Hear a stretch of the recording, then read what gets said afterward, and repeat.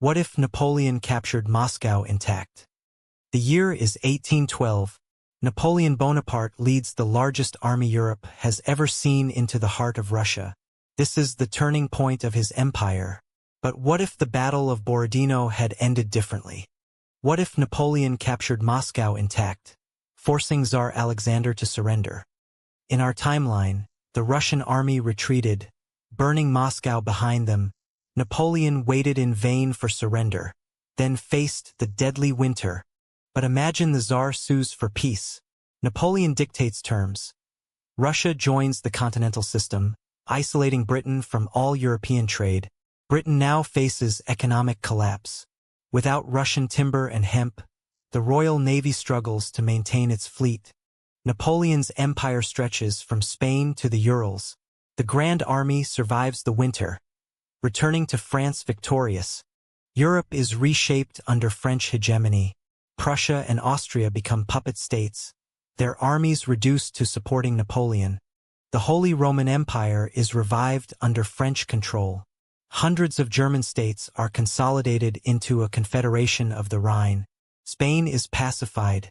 Joseph Bonaparte secures the throne as King of Spain, ending the brutal Peninsular War. With Spain under control, French troops are freed to enforce the continental system across all of Europe. Britain stands alone, its economy strangling. Riots erupt in London as food prices soar and unemployment spikes. The British government considers peace, but Napoleon demands nothing less than total surrender. The world holds its breath. With Russia defeated, Napoleon tightens his grip. The continental system now chokes Britain from all sides. Every European port is closed to British ships. London streets fill with angry crowds. Bread prices skyrocket as trade collapses. The British government faces a crisis it cannot ignore. Prime Minister Perceval calls for negotiations with France. But Napoleon demands total surrender. Britain refuses, and the war continues. The Royal Navy remains Britain's last hope. Its ships patrol the Channel, ready to repel any invasion. But Napoleon has a plan. He orders Spain and the Netherlands to build hundreds of new warships. Shipyards work day and night. The French fleet grows rapidly. Britain launches preemptive strikes. Admiral Nelson's successor burns French ships in port. But the damage is limited. Across the Atlantic, the War of 1812 takes a different turn. Without British reinforcements, the U.S. Army marches north. American forces capture Montreal and Toronto. Canada falls. The British flag is lowered for the last time. This is just the beginning. Subscribe to see more amazing content. Fire. Britain is now distracted on two fronts. Napoleon sees his chance. The invasion fleet sets sail under cover of fog. The French land in Kent. British militia rush to meet them, but they are outnumbered and outgunned. The Battle of London begins. French forces march through the streets. The British fight from every window and alley. After 3 days, the British militia surrenders. Napoleon enters Buckingham Palace. The king is taken prisoner. Napoleon installs his brother Joseph as King of England. The British royal family flees to Canada. An era ends. Britain is now a French puppet state, but resistance smolders. The world holds its breath as Napoleon's shadow grows. With Britain conquered, Napoleon places his brother Joseph on the throne of England. The Union Jack is replaced by the tricolor. The British royal family escapes to Canada, establishing a government in exile in Halifax. They vow to reclaim their homeland. Without British protection, India's colonies see their chance. The British East India Company collapses. Local princes declare independence. The United States, no longer fearing British interference, expands aggressively westward. The Louisiana Purchase is just the beginning. Napoleon's continental system now spans the globe. All European ports are closed to British goods, but smuggling thrives. Yet beneath the surface, resentment grows. In Germany, secret societies plot for unification. In Italy, whispers of rebellion. Napoleon, ever ambitious, turns his eyes eastward. He invades the Ottoman Empire, seeking to control the Bosporus and the Silk Road. The French army, once invincible, is now stretched thin. From Spain to Syria, supply lines are overextended and morale drops. Prussia, Austria, and Russia secretly form a coalition. They bide their time, waiting for Napoleon's inevitable mistake. In 1821, Napoleon dies of stomach cancer. The news shocks Europe.